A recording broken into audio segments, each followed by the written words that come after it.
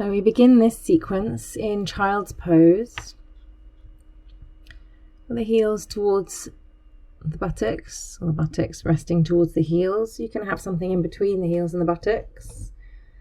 And you can part the knees if it helps the buttocks lower down, or you can raise the head so that the head and the bottom are curling down. If this isn't comfortable for you, you can roll over and hug your knees into your chest while you're lying on your back. Let's start to tune into the breath.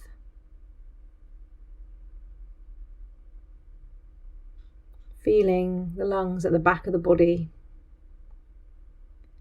And then placing the hands under the shoulders, sitting yourself up. If you're on your back, roll to one side and come up. Take a few breaths. You can be kneeling or sitting cross-legged with your legs out, with the back straight. Tuning into the breath. Just watching the gentle expansion with the inhale of the belly, the ribs, the collarbones. And noticing the relaxation response of the exhale. Shoulder blades softening down the back. Feeling tension leaving the body, dropping a little bit as you exhale.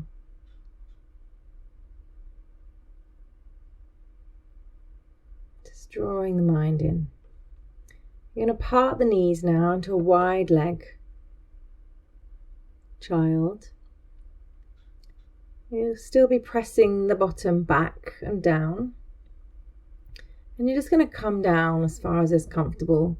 So you may be draping over a chair, you may be down on your elbows, you might be able to take your elbows out and rest your forehead on your hands, or you may be able to take your hands forward and stretch out with the forehead on the floor. It doesn't matter how far down you've gone, we're trying to keep the spine reasonably straight. And trying to tilt the pelvis forward, dropping the pubic bone a little bit in towards the earth. Resting the forehead. Again, tuning into the breath as we open the lungs in a new way, making a new shape for the breath to be welcomed in by the body. Coming up, walking the hands back. And we'll go into thread the needle, so you can take your right hand over towards the left, dropping the right shoulder down and just bringing the left fingertips onto the floor and having a very gentle twist through the chest, through the rib cage. Nothing too elaborate yet, just taking some breath into the sides of the lungs. Coming back and going to the other side. So you rest down on the left shoulder, the left cheek. And you use the right fingertips to press into the floor to get a little bit of twist. So we're just opening up the sides of the lungs, the sides of the rib cage. Very gentle twist on the abdomen at this stage. Just warming up the shoulder girdle. Pressing on the hands to come up.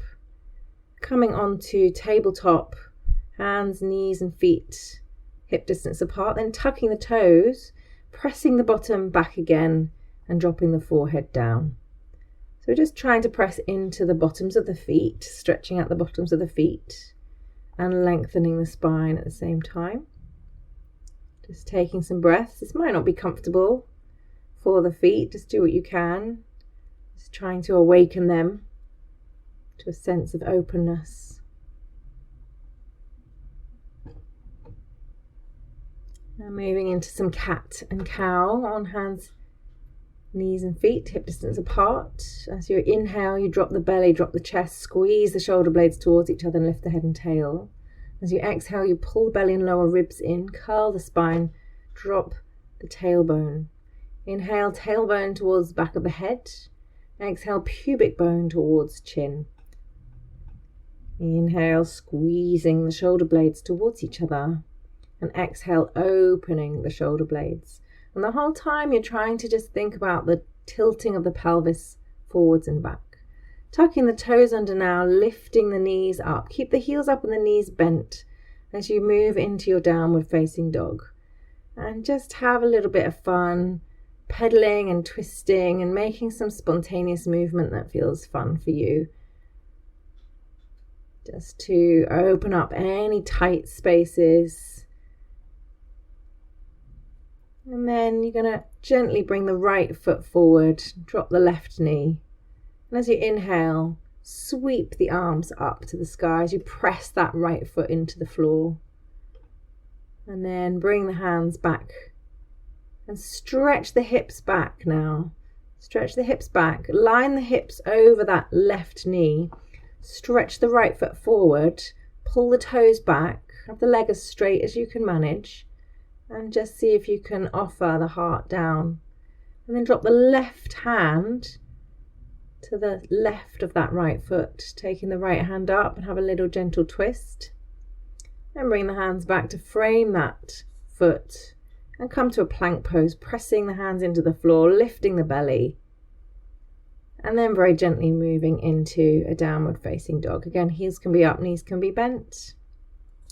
Then you're going to sweep the left foot forward, dropping the right knee, and then pressing that left foot through the floor, inhaling as you rise up, and then exhaling as you bring the hands gently down, and then lifting the toes up, bringing the hips so that they're over the top of the right kneecap. You might need support under the knee.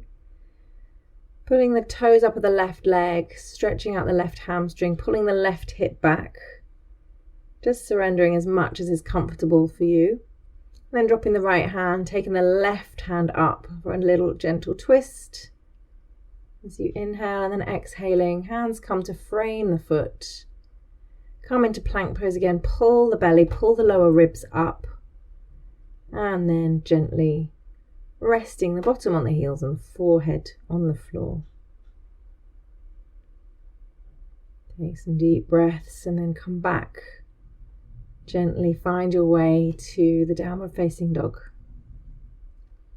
Take some deep breaths, soften into the pose, pressing the hands and feet away from each other. And then stepping one foot forward, then the other. You can halfway lift here, raising the hands towards the knees, straighten the legs, lifting the chest, straightening the spine. And then fold, softening the knees, softening the spine. And then coming up safely, swan diving up, lifting the chest first, and the arms out to the sides. And then exhaling, hands come down.